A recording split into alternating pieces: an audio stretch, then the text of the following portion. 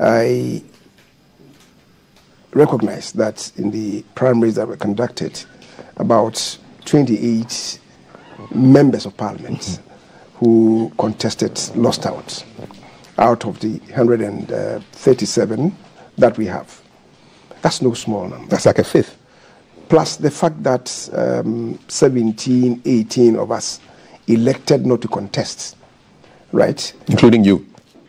Yes. And your first deputy speaker. That brings the number to about 46 out of the 137. So what it means is that those who be remaining would be about 91. For the NDC, I think about 4 or 5 did not contest. They elected not to contest. And I think about 10 or so, is it 10 or 11, that lost out when they did the contest. So for them, the number is about 15 or so. And they have 137. So what it means is that about 124? No, 122 would be in parliament, would continue, assuming they win. They win, yeah. In the presidential and general elections on December 7th. What it means is that everything being equal, the NPP will be having 91 of continuing members of parliament. The NDC will have 122 of continuing members. What it means is 22 plus 9 is 31. Is 31. So they'll have a head start of 31 members. How do you feel? Are you worried? I'm worried. I'm worried for the NPP, and I'm worried for the Parliament of Ghana, and I'm worried for our democracy. Generally speaking, for members of parliament, given their charge, their responsibilities, the longer a person stays in parliament, the better the performance of that person.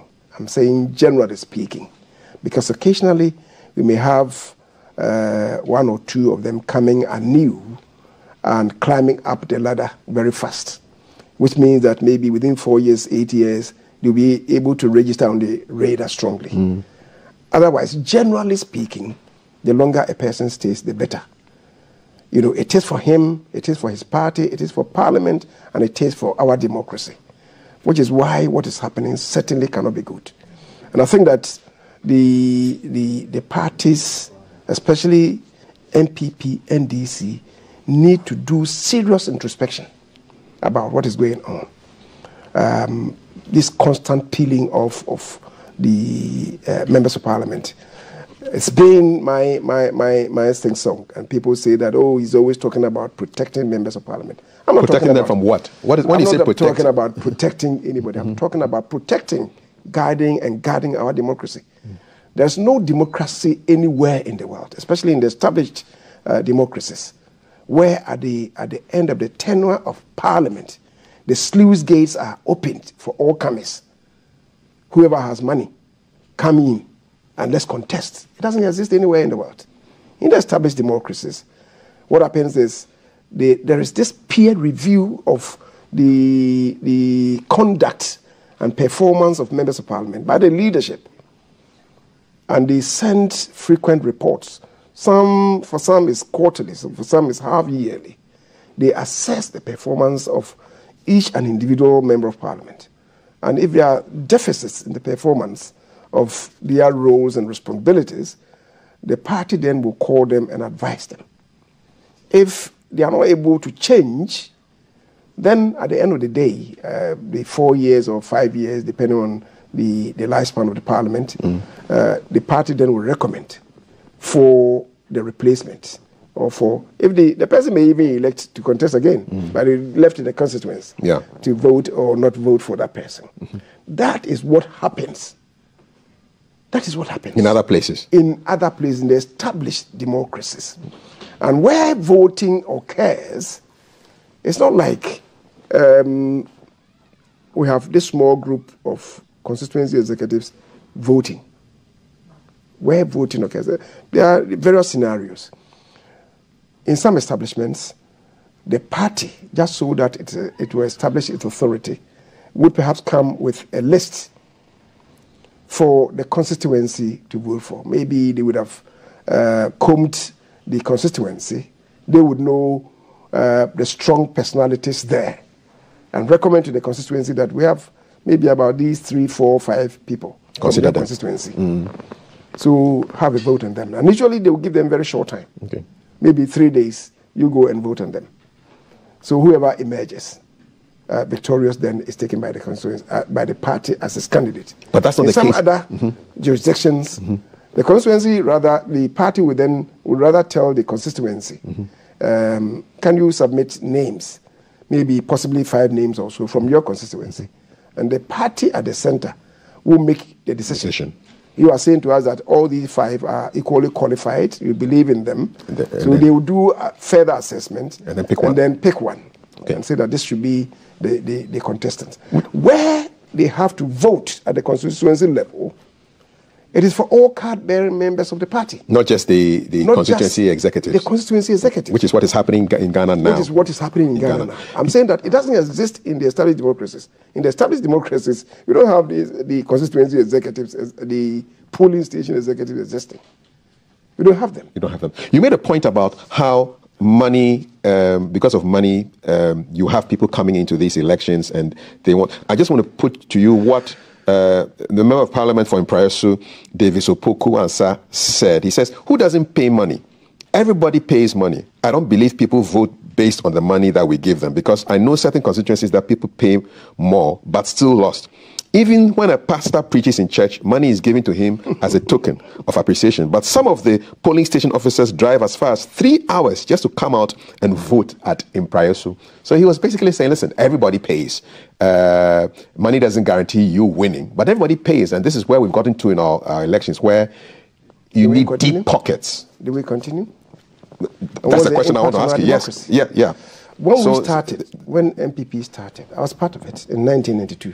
When we started, no monies were paid. People were traveling from the hinterlands to come to, especially the outlying constituencies. They were driving from the hinterlands to come and vote. So what was happening was maybe they would be picked up. The party would pick them up to come and vote. And what was happening those days, in 1992, as I said, I was an integral part of it. What was happening at the time, or what happened at the time, was that rather they will be hungry when they come to engage in the processes, and maybe they'll prepare food for them. When they finish voting, they eat and go. So what changed? What has changed is that along the line, it came out that no, because everybody was sure that they were going to win. Maybe if you have 3, 4 contestants, they will all prepare food. Sometimes they all came together to prepare food. But in many instances, individually, they prepare their own meals and then they go and serve them in some rented places. The person who lost out will not have anybody coming to him to eat. No. Right? Because, as they say, success has many friends. And, defeat is always very melancholic. It's an orphan. so people will not come to you. Yeah. So then it was said that, okay, people then began to think that, okay, instead of preparing meals, why not give out money as transportation, right? But tell me, which part of this country, driving from one end of the constituency, of course, some of the constituencies are very, very expensive, but you cannot tell me that driving from one end to the other, to the center and going back will cost you, let's say, 1,000 cedis, right? So if somebody paid 1,000, 2,000, 3,000, then one can say that it's outrageous. I'm hearing that some people even went some additional distance and provided other perks. We heard of fridges. That's what I heard. And there's some televisions. Yes. If they are true, how do we justify those things? Will it get worse? It may get worse if it's not controlled. What does that mean for our democracy? That's the point I'm making. We are selling out to people with fat wallets. Is that democracy? Elsewhere we have, and that's why I'm saying that perhaps the parties need to do serious introspection. When we started, when I got elected to Parliament, the Electoral College was only 16, because at the time it was only the constituency executives plus representatives from the wards. The wards we now call electoral areas. Now, I represented Old Tafosuame constituency. And on the constituency executives at the time totaled 8. For the wards or electoral areas, at the time we had 4 on the Tafo line and 4 on the Swami line. So for Tafo we had Ahimbronum, we had Santan, we had Adompom, then we had Pankrono. 4. Then for Swami line we had Old Swami, New Swami, then we had Takwa, Makro, and Omanye, all of them joining up as one ward or one electoral area. Then we had Bremang Kronom, which comprised Bremang itself, UGC, Nkonchuma, Abusiakrua, Kronom, Abuhia, Chirasi, and Kwapra. So the numbers were smaller? The numbers were smaller. So 16. And my first entrance, the first entrance exam that I sat, I came out with 11 people voting for me as against 5 who did not. Right? And I continued unopposed all these days until 2016 when I had a contest involving 3 others. By the time we had expanded the Electoral College. And the fear was that... Is that where the money started to play a factor, 2016? No. As we went along, I think post-2009, we effected changes in our constitution and went further downstream to include the the polling station executives. At the time, it was only the constituency executives and representatives from the electoral areas, that's the wards, 1 each. Yeah. Now, on hindsight, do you think it was a calamitous decision? No, because the build up to it, people felt that if it didn't go further downstream, we want to have a cabal who would then position themselves to extract from the competitors. So going further downstream was going to provide a panacea. But as it's coming out now, I think we need to do better.